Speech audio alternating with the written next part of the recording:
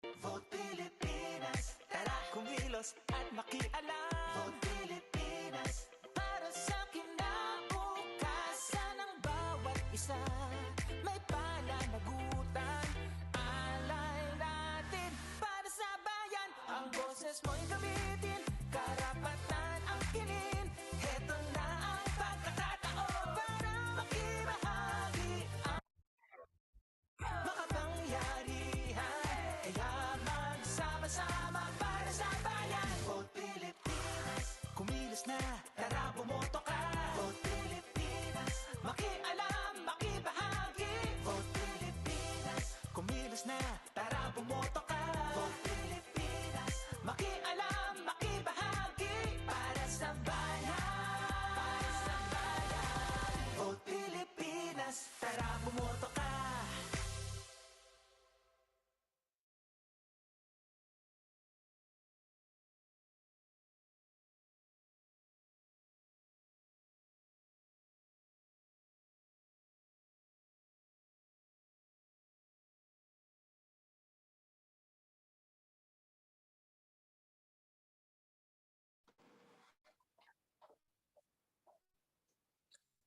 A very good evening, everyone.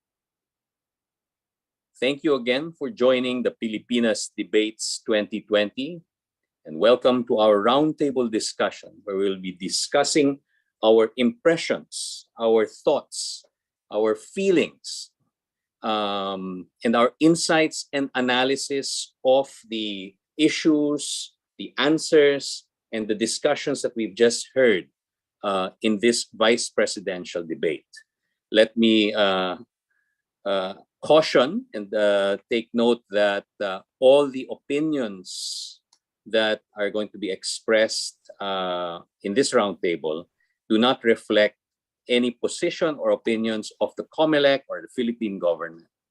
They are merely an academic discussion, but we hope that through this discussion, we are going to give you some insight into your vice presidential candidates and a more educated approach to your election day on May 9. Joining us this evening for this roundtable, again, long time no see, Dr. Julie Caguiat. She is a doctor and a convener of the Cure COVID Network. She is also a member of the Academe and Civil Society Coalition for Voter Education and Empowerment. And she will be helping us wade through some of these discussions that we've heard just now. And joining Dr. Julie and I, we have Dr. Dexter Galban. He is a multi-awarded public servant, health professional, social impact entrepreneur, corporate trainer, and NGO advisor. With a Doctor of Medicine and Masters in Business Administration from the Ateneo de Manila University, a very good university indeed, and a Bachelor of Science in Nursing from the University of the Philippines. He currently serves as a commissioner and board member of the Commission on Population and Development, or POPCOM, under the National Economic and Development Authority, NEDA, and he is the CEO and Digital Health Social Enterprise, the CEO and founder of the Digital Health Enterprise Alaga Health and training and the training and consulting firm Experto Play Labs International Consultancy. You gave me a lot of introduction, Dexter, but thank you very much for joining us. And I think we have two who are very focused on health, but I think we've heard some very interesting insights from Doc Julie about how health is actually a holistic issue, something that you have to approach from a holistic point of view. Good evening to all our viewers and to our panelists for tonight's roundtable discussion. Now, let me turn to my panelists and ask them about their insights on this debate. Very interesting. We were having a little bit of a conversation about, well, what had happened or transpired in this evening's debates. No? So I wanted to get some of your thoughts, your first impressions. No? So let's go first impressions first. We don't have to dive first into any deep policy. No? So yung unang parang yung una nating naramdaman dahil dito sa debate na to or sa presentations nila. So Doc Julie. Oh, okay. So good evening, Sir Tony and Dr. Dexter. No, it's another opportunity and privilege. Thank you for the organizers for inviting me again to give a view on the vice presidential debates this evening. Actually, my first impression is health-wise, no, a more deeper discussion regarding the pandemic response, because the candidates were asked how they viewed the pandemic response of the present government for the past 2 years. And so they were able to assess, I think 2 out of the 7 candidates answered the government is doing or did its best, and it's doing its best. But the rest of the candidates, which I think it jives with what Cure COVID has analyzed in terms of the pandemic response of government, it being not really that comprehensive, not being effective, and with lack of participation of the people, and yun nga, not holistic. So for me, it was very revealing as to how the candidates were able to answer the question very well. And in regards also to the other questions which discuss the role of the vice president and the other economic recovery measures that were proposed. We can get to that, Doc Julie. Those specific questions. No, I just wanted to know: did you think generally this evening was helpful for you as a voter? If I were to watch this over again, is this something that would educate me or help me when I go to cast my votes? I think it was very meaty yung mga sagot nila. They were able to expound on their positions. And yun, again, as I mentioned yesterday, at least I heard some of the candidates telling about yung how to improve yung economic lives of the people. Okay, thank you. How about you, Dexter? What was your first impression? For me, the debates tonight were a manifestation of the struggle to differentiate themselves, primarily because there are a lot of issues wherein a lot of them were in agreement. And it was definitely a major thing for us to look into the nitty-gritty of the things that make them special, whether it is through a ballad, whether it is through probably calling people out or probably proposing a new mechanism of how they would do the same policy. I think tonight showed us a little bit more about how they can differentiate themselves, but we can't wait to know a little bit more. But so did you feel that they were still not differentiated enough at the end of the evening? I think there was a room for them to interact a little bit more, just so that they can differentiate some of the programs and policies that they would like to forward. But in itself, I think tonight was a good first step for us to now see which politicians or which candidates are for a particular advocacy and which ones are definitely away from what they believe in. And I can't wait for them to build on this with the next debate. Okay. Doc Julie, you're already talking about that issue about the role of the VP, no? Yeah. And I think some of them came to an agreement about that the president and the VP should be working in tandem. There's an issue about the position being something that should be institutionalized, that they should have responsibilities aside from just being the vice president. I think generally they were in agreement, but what is your own thinking about the position of vice president? Actually, for me, regardless of whatever, either in tandem or separately you vote for the 2 positions, it doesn't matter, because what we look at especially is in the position of the candidates, if they are really pro people and how they will defend and push forward reforms or whatever programs that are really needed by the people. So if they will be able to espouse programs that will answer basic questions, especially the basic sectors, and answer the problems, then that will be, it doesn't matter for me. Okay. Dexter, did you find in this under this issue particularly that one or more of these candidates, were expressing something that seemed very maybe exciting by way of reform? No?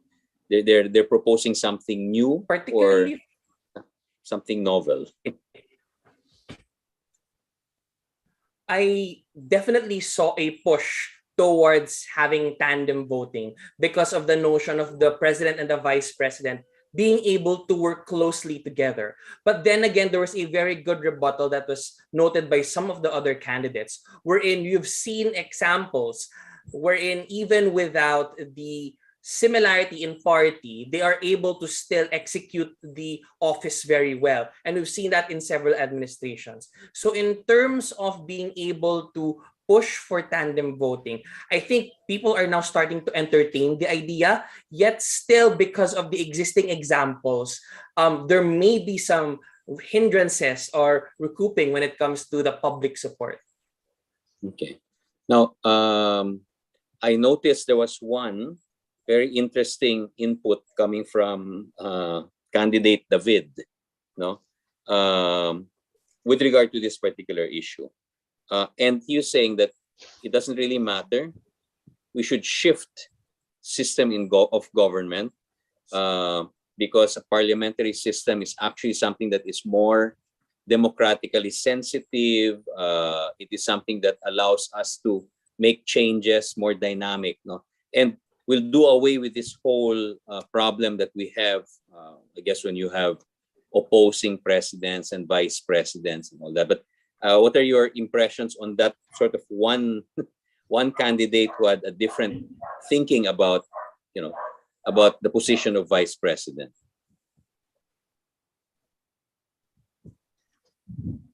Dexter or Julie? Dexter. I think that, sure, I think that's a very interesting idea to entertain. Primarily because it's something that we've seen in past elections wherein candidates are pushing for a shift in the type of government that we have. We've seen that in the current Duterte administration, pushing for federalism.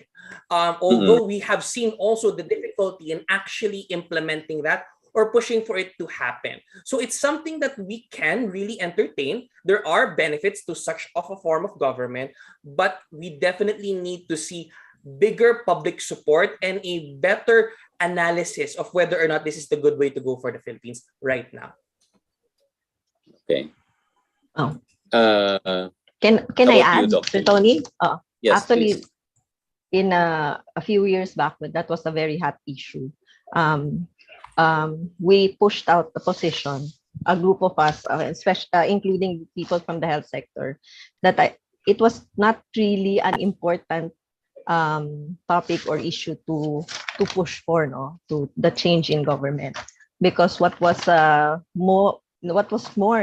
needed was really to just implement measures, or even the constitution. It's already what we say a good model that we have to follow. It's more of how the programs and policies were implemented in terms of laws and so that the things are there are enabling laws already, but they are not being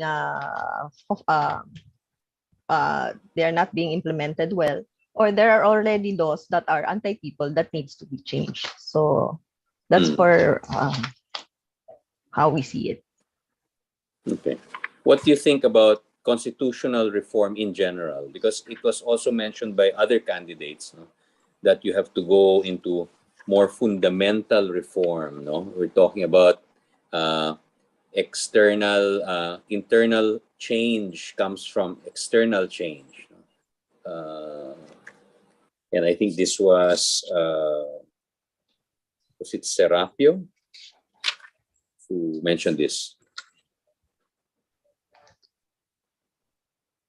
Or do you think this is something that is not relevant at this point in time? Dexter. I think this is something that we can definitely entertain, particularly because we have seen a clamor from the public when it comes to hopefully changing the way government is being run.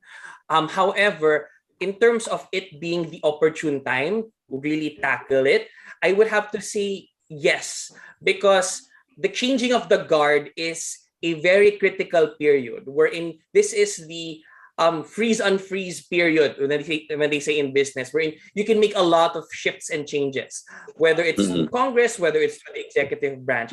We can definitely entertain this.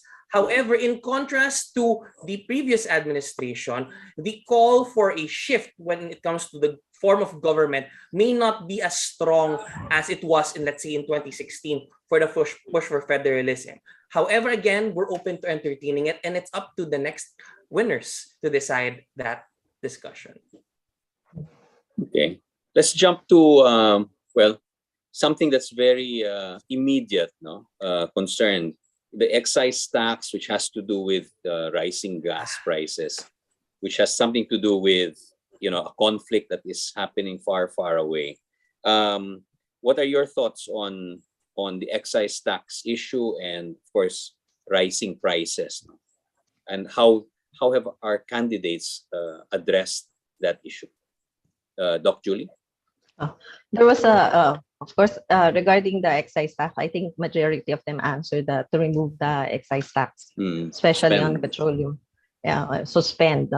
And also, In the immediate, that is for me, I think I can agree with that, because as always, the burden will be on the people. Automatic po yan eh. So there's a say, sinasabi nga nila is, pag mga ganyan na panukala, ang bagal-bagal, pero pag nag-increase ng prices, ang bilis-bilis.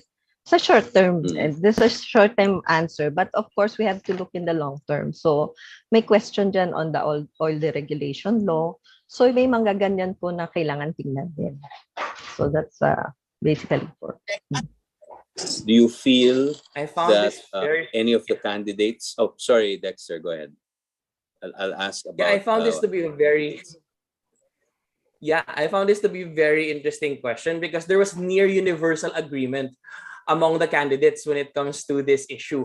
The difference would be the way that they expounded on their answer, particularly when they focused on not just the removal of the excise tax or suspension of the excise tax, but also the need to increase government support for the general public. We saw Walden Bello highlighting a 750 minimum wage. Tito Soto highlighted 1,000 in response, while we wanted more from the other candidates to explain their positions more. For example, Kiko highlighting the need to release the 500 million subsidy, among others. And even Doc Willie Ong, highlighting the need to reduce taxes on electricity. Very diverse discussions on the same topic, and I believe definitely our viewers need to watch the debates again to take notes. Yeah, I think you're right. It's there. It's not, it was live, but now you can watch it. And we recommend to all our viewers to rewatch the debates. Now, something that's close to your hearts, you're both very much involved in the health sector. I want to know what your impressions are of these candidates with regard to, the overall policy approach to health. I'm talking about, of course, it includes issues like addressing the pandemic. We talked about that yesterday, Dexter. And then, but there are, of course, longer term issues about healthcare, and there were issues raised about the budget that was, devoted to health. So again, let's start with Doc Julie with this issue that's close to your hearts. Well, as they mentioned, most of the candidates mentioned problems in the management of the pandemic response, the budget for the pandemic response, and the other support mechanisms, special for the building blocks of health, like health human resources, information, products like vaccines, and other medicines for COVID response and the infrastructure. Willie Ong, I heard he mentioned that it was the pandemic response that really led to the poor the pag ano nung healthcare system natin. But actually, pre-pandemic, our healthcare system was already very poor, and we can see that in how the government prioritizes it in terms of the budget itself. So when the pandemic struck, it was really a matter of asking for more budget. But what did you get out of the 5 trillion that was loaned? Only about 400 billion or less was put into the direct medical expenses for the pandemic. And so that is also the same for the whole public healthcare system, which we should note, especially with what Sir Lopez mentioned, that during the pandemic, public-private partnership came into fore. But actually, it is already a system that the two-tiered healthcare system of our government, wherein majority of the people who need the healthcare most, the poorer ones, have no access to healthcare, while those who have money are able to access healthcare. And the increasing costs also, which cannot be answered by the people. So in terms of policy, management and policy, we really have to review if it's really the universal healthcare law that will really improve the public healthcare system, or will only engender health inequity. And is it really financing by PhilHealth, or is it a problematic financing scheme that does not really offer risk protection for majority of the Filipino people? Yeah, healthcare has always been a governance problem, no, for the Philippines. Dexter, what are your thoughts? I found that for this particular question, Dr. Willie Ong showed his specialty because, of course, as a part of the medical field, he really knew how to maneuver a pandemic response, whether a small scale or large scale. Plus, he extended this to possibly discussing dropping medical prices, improving procurement, which you can see somehow mirrored with the likes of Senator Kiko Pangilinan and Senator Tito Soto, focusing more on the processes, particularly the qualification of services, the increase in budget and R&D. Very, very interesting. But what made this a little bit different in the response of Walden Bello, for example, would be focus more on the day-to-day aspect of the pandemic response, which separated it from the general trend of the responses of the other candidates. Now, Doc Julie and Doc Dexter, you notice that we had a discussion in the debate about specialization. What would they want to specialize in? What fields would they, what positions would they ask for?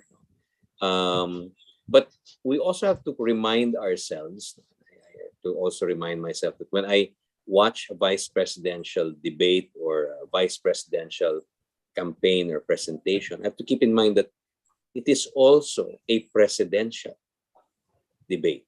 It is also a presidential campaign. In other words, these are people who are a heartbeat away from the same position that was being debated yesterday, right? So, what my impression now is, I'm interested to know your impressions rather on what you think about these candidates as presidential candidates. That we, I think we have to disabuse our minds of thinking, as vice presidents and presidents in a different way. They actually should be thought of in a very similar way, and we have to be conscious that they could very well be become the president of the country. So, what do you think?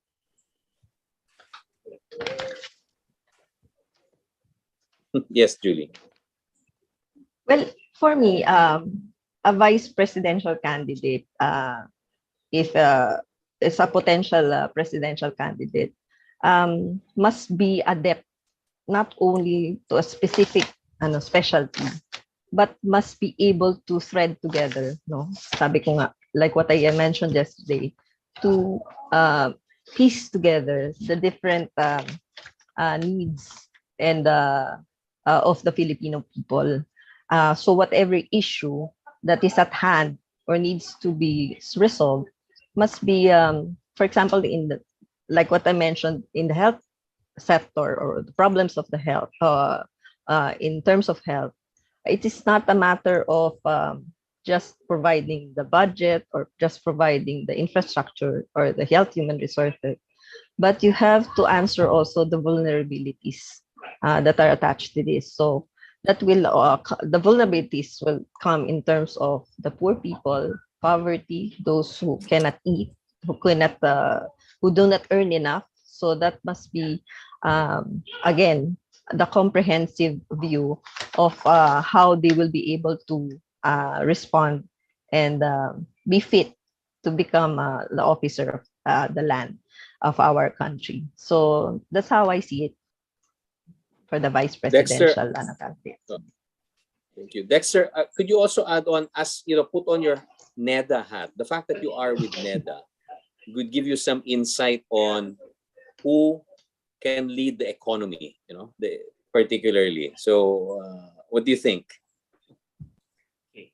So again, disclaimer, my thoughts are my own and not a representation of NEDA's, but following yes. what I know from what I do with Popcom and NEDA, you can really see that among the particular candidates, those who are currently in government really show a level of adeptness when it comes to understanding the breadth of the economic response, from Senator Kiko Pangilinan to Senator Tito Soto. However, it must be also pointed out that in terms of being able to see this on the ground, we saw a very good rebuttal of sorts from the likes of Dr. Willie Ong and even Sir Walden Bello when it comes to handling the response within the immediate time period, and at the same time, those that are lobbying for a longer, more comprehensive response than, let's say, a knee-jerk economic response.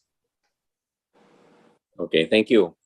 Now, before we have our closing statements from you, I can't help but address the issue or the problem that candidate Walden raised. No, may not have been part of the specific questions, but does raise an issue, don't you think? I mean, his concern about the absence of certain candidates and what it seems to imply that you don't need to go, don't need to show up in a debate to educate the people if you're applying for the job of president or vice president, as long as there are other means of securing that position that doesn't require them to present themselves to make us think about it, or maybe or really does our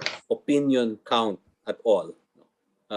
What do you think? What are your thoughts on that before we end this roundtable? Doc Julie? For me, it's a show of sincerity. Just as simple as how sincere are you on you are aiming for the position of the top position of the land, and it is a public trust that you must hold on to, and that would be, people will be the ones voting for you. Kung sasabihin natin, sino ba yung boss mo? Yung mamamayan. And that will start with how open you are to communicating with them and hearing what they want, their issues and their problems. So, it's very, very important yung the sincerity of the one. And not being in the debate, well, it's not only their loss, it's also the trust. How can the people trust them? Thank you, Doc Julie. How about you, Doc Dexter?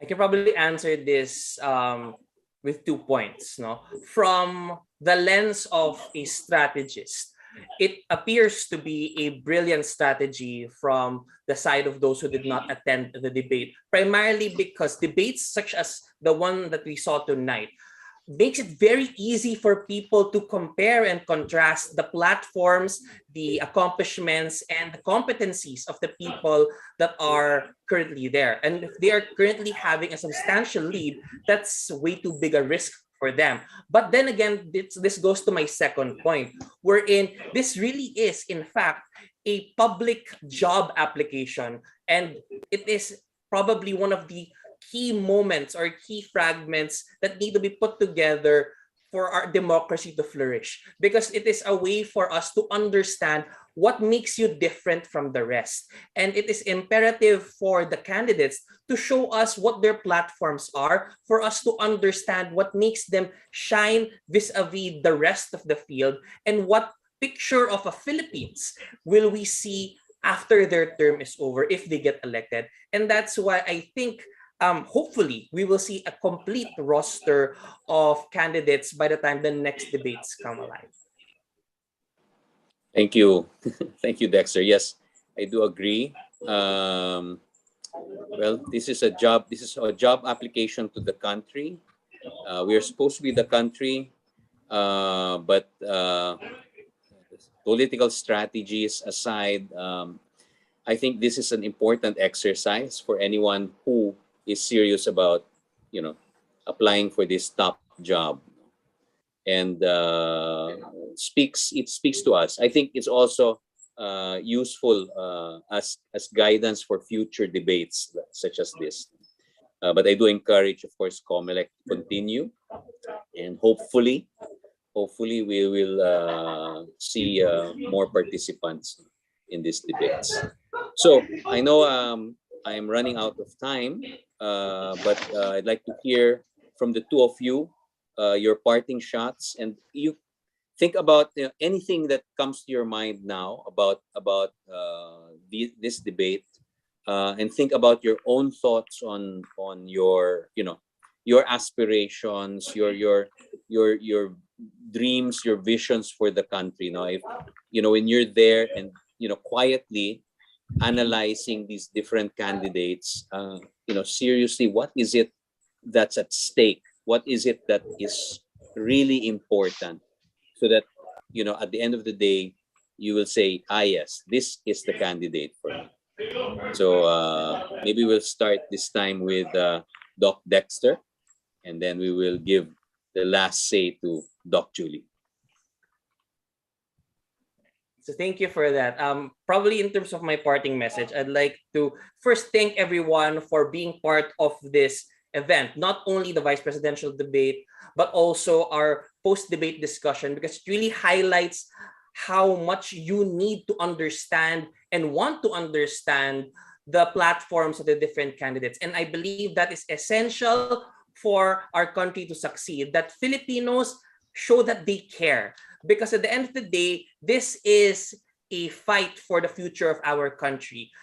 In every election, really, the prime focus should be every Filipino, bawat Filipino, because I probably would end with this. Sa bawat halalan, dapat bida ang mamamayan. Kaya I highly encourage everyone, bumoto ngayong Mayo para sa kinabukasan ng bawat Pilipino.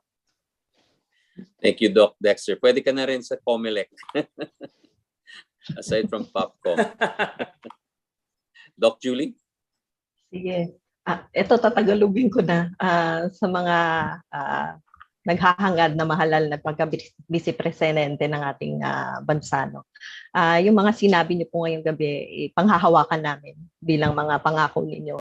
At alam naman natin na yung mga pangako na hindi sana mapako pag kayo ay nakalingkod na sa inyong mga posisyon. Lagi lang namin papaalarin sa'yo, ako bilang isang community doctor, madali na sa amin sabihin na ang barometer o yung sukatan lagi natin ay yung mamamayan. Yung pakinggan sila, marinig yung kanilang hinaing, ano yung problema nila. Kasi syempre bilang doktor, dapat i-diagnose nyo ng mabuti yung sakit ng bayan. Hindi lang sakit ng isang tao, sakit ng bayan. Kasi nga kung gagamutin lang natin sila ng gagamutin, hindi rin yan epektibo. Kung hindi mo talaga sasagutin din yung kondisyon nila sa lipunan at sa komunidad nila na nagpapagrabe ng sakit nila sa unang banda. So yan lang po para sa amin. Bumoto po tayo sa May 9 at talagang tingnan natin yung talagang magtutulak ng kagalingan nating mamamayan, nating mga batayang mamamayan. Yun po at maraming salamat. Maraming salamat, Doc Julie. And maraming ring salamat, Doc Dexter. Thank you, sir. You know, this is I think still a very important component of our electoral and democratic process. Of course, you know, from my experience, what I would want to see, I hope that we still have an opportunity for more roundtables like this, and really to be given more time to dive deep into the platforms of candidates, no? So that we can make real assessments, especially on economic matters. That is my own personal ambition and dream for exercises like this, and I hope they are given the proper respect that they deserve. And with that, I congratulate the COMELEC again for this initiative, for the PiliPinas Debates 2020, the turning point. This has been Tony Abad, together with Doc Julie Caguiat and Doc Dexter. Thank you very much for joining us this evening for the Roundtable event after the PiliPinas Debates. And good luck as we move forward in this election period. Take care, everyone. Good night.